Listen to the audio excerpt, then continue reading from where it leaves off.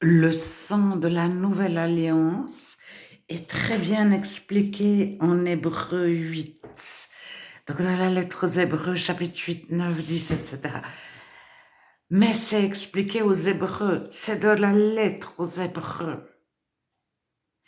C'est une lettre destinée aux personnes juives, enfin, qui avaient une pratique de l'Ancien Testament et une connaissance de l'Ancien Testament. Et lorsqu'on leur explique la Nouvelle Alliance, c'est parce qu'ils connaissent l'Ancienne Alliance. Alors, aux Grecs, les Corinthiens, ce sont les Grecs, ce sont les philosophes. Il est à peu près pas parlé de sang de l'Alliance. Aux Galates non plus.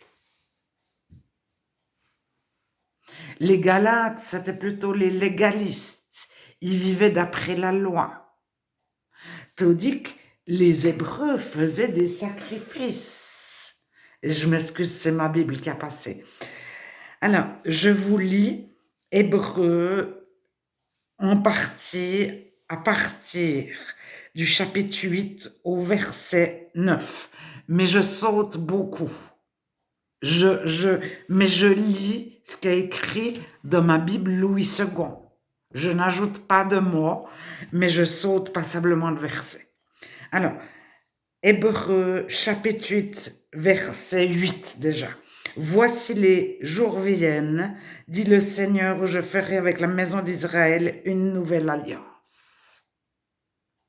Alors, déjà là, plusieurs disent, Jésus est venu uniquement pour la maison d'Israël et la maison de Juda, et pas pour nous. Non, il inclut les Grecs. Simplement, il part de la religion grecque, des croyances grecques, pour amener à la liberté par rapport à l'alliance juive et par rapport au légalisme, à la philosophie, au mythe. Mais c'est pas pour créer une religion unique ou une religion universelle. C'est pour libérer de toutes les pratiques occultes, notamment, ésotériques, de sorcellerie, mais de philosophie, pour redevenir des petits-enfants et non pas trop raisonner, ne pas trop utiliser notre intelligence pour réfléchir et analyser, etc. Bon. Hébreux 8, verset 8. Voici les jours viennent, dit le Seigneur, où je ferai avec la maison d'Israël et la maison de Juda une nouvelle alliance. Donc, les Grecs n'ont pas une ancienne alliance, mais ils entrent quand même de la nouvelle, mais ils n'ont pas besoin d'une nouvelle puisqu'ils ne connaissent pas l'ancienne. Alors, je mettrai mes lois dans leur esprit et je les écrirai dans leur cœur. Le chrétien qui se convertit à partir de n'importe quelle religion, même à partir de la religion évangélique, protestante, catholique, même en tant qu'enfant de frères étroits, de frères larges, etc., il reçoit les lois de Dieu de son cœur. Il reçoit le Saint-Esprit qui va être son guide. Alors, ils seront mon peuple. Aucun n'enseignera plus son concitoyen. Je pardonnerai leur iniquité et je ne me souviendrai plus de leur péché. Donc il y a une armistice, c'est l'année du jubilé, c'est l'armistice, c'est la fin des condamnations. Mais qu'on vienne de la religion juive ou grecque à cette époque que la lettre a été écrite. Mais c'est valable aujourd'hui, peu importe notre passé. En disant une alliance nouvelle, il a déclaré la première ancienne. Ce qui est ancien a vieilli et près de disparaître. La première alliance avait aussi des ordonnances relatives au culte et le sanctuaire terrestre. Un tabernacle fut en effet construit, un temple, etc., etc. Alors, je saute, parce que ça, c'est vraiment pour les Juifs. Je reprends au verset 16. Car là où il y a un testament, il est nécessaire que la mort du testateur soit constatée. Si j'écris mon testament, il faut que je meure pour qu'il devienne, il entre en vigueur. Un testament, en effet, n'est valable qu'en cas de mort, puisqu'il n'a aucune force tant que le testateur vit. Voilà pourquoi c'est avec du sang que même la première alliance fut inaugurée. Alors ça, Moïse, etc., prit le sang des veaux et des boucs. Ceci est le sang de l'alliance que Dieu a ordonné pour vous. Donc la première alliance. Alors ça, pour nous, c'est incompréhensible qu'on asperge des livres. Déjà, ils n'étaient pas en papier, hein, parce qu'on ne peut pas asperger de sang un livre en papier.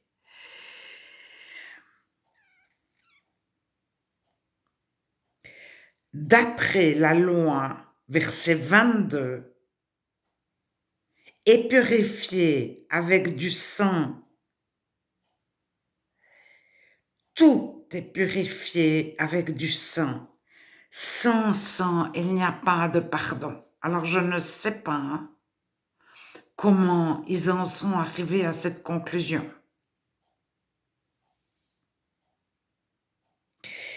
Alors, en parlant de Jésus, verset 26-27, Jésus apparut une seule fois pour abolir le péché par son sacrifice. Christ, qui s'est offert une seule fois pour porter les péchés de plusieurs, apparaîtra sans péché une seconde fois à ceux qui l'attendent pour leur salut. En effet, la loi qui possède une ombre des biens à venir. Alors, la loi, c'est l'ombre, c'est le dessin, mais c'est vraiment comme si on dessine un arbre. On peut avoir la meilleure photographie d'un arbre. Ce n'est rien comparé à l'arbre réel. On peut avoir une brebis ou un chat en photo, même en vidéo avec le son. C'est une image, c'est un dessin, c'est l'ombre, c'est la représentation de ce qui est réel. Et c'est la loi qui possède une ombre. L'ombre, c'est ce que je viens de décrire.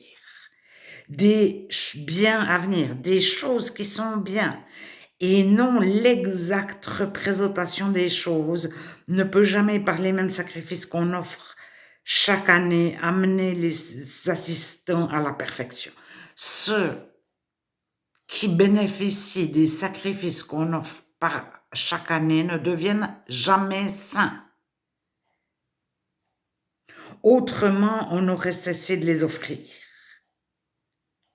Parce que ceux qui rendent ce culte, une fois purifiés, n'auraient plus aucune conscience de leurs péchés. Ils sortiraient du fonctionnement du pécheur. Mais le souvenir des péchés est renouvelé chaque année par ces sacrifices et il est impossible que le sang des taureaux et des boucs ôte le péché. C'est pourquoi Christ, entrant dans le monde, dit « Tu n'as voulu ni offrande ni sacrifice. Je viens pour faire ta volonté. » Il abolit ainsi la première chose pour établir la seconde. C'est en vertu de cette volonté que nous sommes sanctifiés par l'offrande du corps de Jésus-Christ une fois pour toutes. On est sanctifié par le sang, le corps mort de Jésus, celui qui a fait l'alliance, le testament qui est mort. On est sanctifié une fois pour toutes. Étant dit que tout sacrificateur, tout prêtre, prêtre et sacrificateur sont synonymes absolus, je vais continuer dans une autre vidéo.